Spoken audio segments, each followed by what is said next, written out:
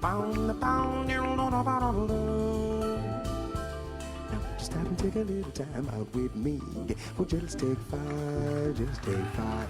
Just stop your busy day and take the time out to see that I'm alive. Won't you take a little time, girl? Won't you take five if you want it?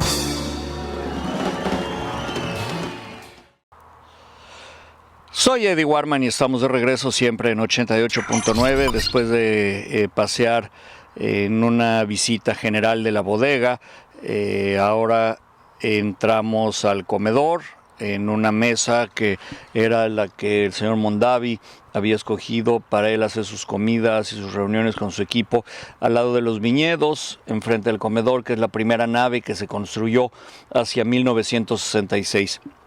Hoy es parte de una gran construcción de esta importante bodega que produce más o menos 1.350.000 botellas entre una de los viñedos y este en el que nos encontramos, en diferentes uvas. Y justamente el Chef Mosher hizo un menú especialmente maridado con vinos de la casa. Los vinos seleccionados el día de hoy fueron un Mondavi de Carneros, de la bodega de Carneros 2013, que es un Chardonnay Reserve. Luego eso el chef nos lo mandó con un pescado que a su vez tenía un puré de calabaza y coliflor asada, pero una coliflor morada chiquitita, y un curry de coco muy aromático. Me pareció como si tuviera azafrán, de eso lo voy a preguntar en un momento. Y de ahí saltamos a un corte de carne, que era de carne de puerco, perfectamente cocinada, marinada en agua y especies previamente. Esto acompañado con quinoa negra y además hongos y algunos vegetales. Esto lo maridó con un Mondavi Pinot Noir Reserva, también de Carneros, que son de los vinos especiales que tienen ellos para servir o para ofrecer. Y de ahí nos fuimos al postre, que era un pie de, as you heard, I was explaining what we ate, Jeff. Now, why did you decide to cook this for these wines? What are the combination or the marriage between one and another? Thank you very much for your time as well. Buenos días, gracias. Muy bien, en español. Okay, we can Primero es el vino. First, we start with the wine. Okay. So, we do things here sort of opposite of a restaurant approach. In a restaurant, the chef decides what kind of food he wants to cook. He says, today I want to cook beef, I want to cook chicken, whatever, I'm going to make this sort of dish. And then I'm going to try and find a wine that goes well with that dish. Go to the sommelier at the restaurant, the general manager, and then you try and, so you have something to recommend to your guests, to your customers.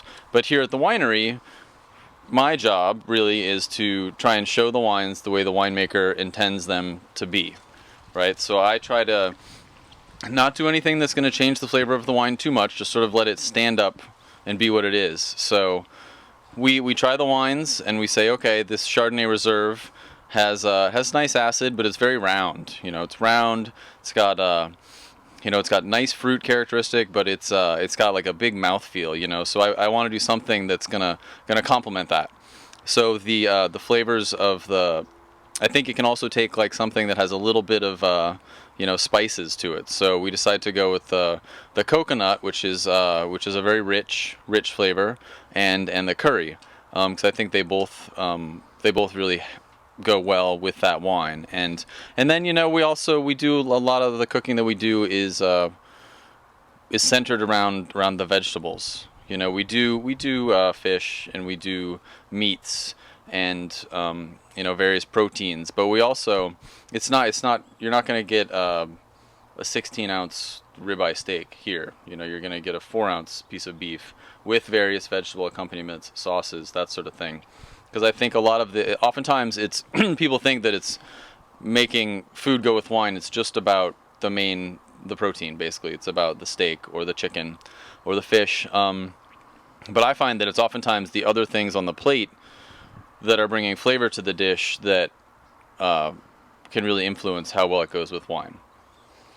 The other main thing that we do, besides, we sort of start with the wine and we try to have complementary flavors, but we also try to make food that's well balanced.